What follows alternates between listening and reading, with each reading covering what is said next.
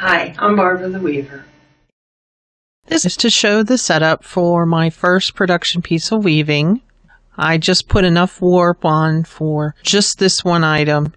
I wanted to keep a really accurate track of how much warp and weft I'm using for this first project, because you need to have a fairly accurate idea of exactly how much yarn you're going to need. It does vary a little bit from weaver to weaver, from project to project.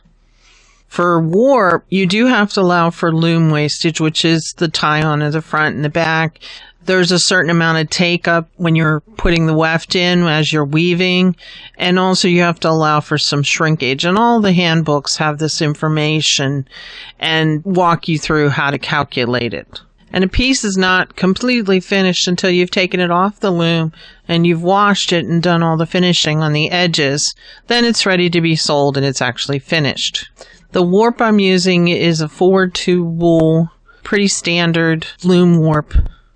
It has to be strong enough that it's not going to break under the tension. As I'm working on the Heddles, you can see the yarn laying in chunks in the front. I had to do 2 sections of warp because I needed 192 warp ends, and it wouldn't all fit on the warping board at once. This was set up to be woven at 24 inches wide, which, allowing for some shrinkage, will measure at least 22 when it's finished. So I put it up for sale. I have already cut the cross, and I very carefully put all the warp in order across the reed. So that's the first step in getting the loom warped. Now you'll see me working from the back with the back beam removed, which allows me access to the Heddles. And I'm setting up the Heddles warp end by warp end in order across in order to get my pattern. How you set up which thread goes through which harness, plus the treadling sequence you do when you're weaving, determine the kind of pattern you get. This is a kind of standard 1, 2, 3, 4 setup that I'm doing because I'm planning to do just plain weave and a simple twill on this piece that I'm doing. I want you to mostly see the color and the structure of the fibers and not necessarily just some kind of fancy weave. I want the color to be the most evident thing. Weaving is a very hands-on type of activity, and it's very soothing and rhythmic, and even though it looks like I'm concentrating very hard, because I am, it's still enjoyable to work on because you're working the sequence, and as you work your way across, it's just very rhythmic. I'm also checking and double-checking as I go to make sure that I've got my pattern complete. So I am doing 2 sets of 4, and then I'm tying the warp ends on the back of the harnesses after I've threaded the Heddles, because I do not want them to fall back through by accident.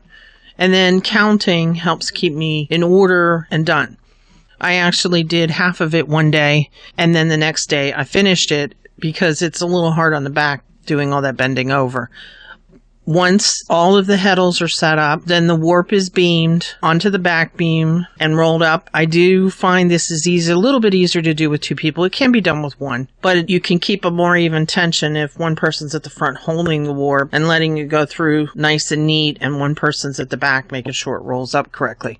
You do have to put paper between your warp because you don't want the various layers to get interconnected and stick to each other. It can cause lots of problems, and it can also cause the tension to get all the way out of whack because some pieces might mush down further than others and get stretched.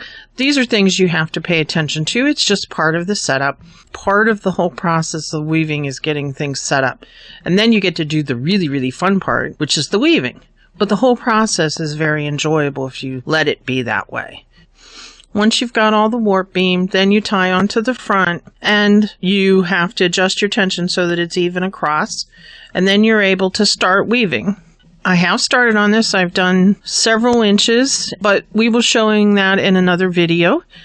Thanks for looking in, and I hope you'll keep watching our videos, and I hope they'll inspire you to maybe take up something you've always wanted to do, whatever it is. We'll see you soon.